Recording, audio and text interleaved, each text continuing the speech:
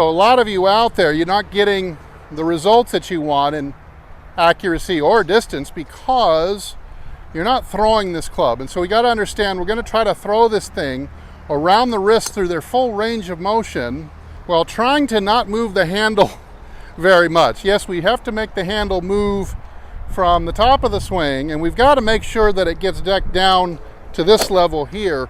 But most golfers are applying extra, and often they either make the handle win the race, in that case they're going to slice it and hit it for short distance, or not advancing it far enough because they're hanging back, not turning, and they're casting. So we are looking for a good strong wrist cock at the top of the swing. Notice that I can pull on this and even touch my shoulder with it to simulate a very massive wrist cock here. And then I can put my right hand on there and copy that feeling. So I'm looking for this big wrist cock. Notice how the right elbow, this has to go together. This is part of the throw.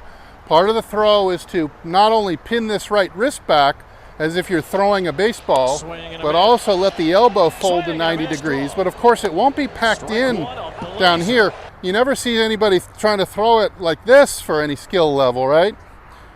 This is when they would say, hey, you throw like a girl. So we do want to get the elbow away from the side, up and free, so the right hand can achieve a throwing position. Then from there, we're going to use a extreme burst of force that we push into the club to make the wrists uncock. It's not a slow ramping up, but is definitely a quick burst of energy that starts ramping up here, reaches its peak right about here, and that actually starts to slow down as the peak is passed, and you start to drop to zero force applied to the grip as you come into impact. That some people describe as a freewheeling, or possibly you've already thrown the club faster than the hand's ability to keep up, just like you would be pedaling a bicycle downhill, and you can't pedal fast enough to keep up with the wheels. So a good throw of the club will end up looking quite symmetrical on both sides of the body.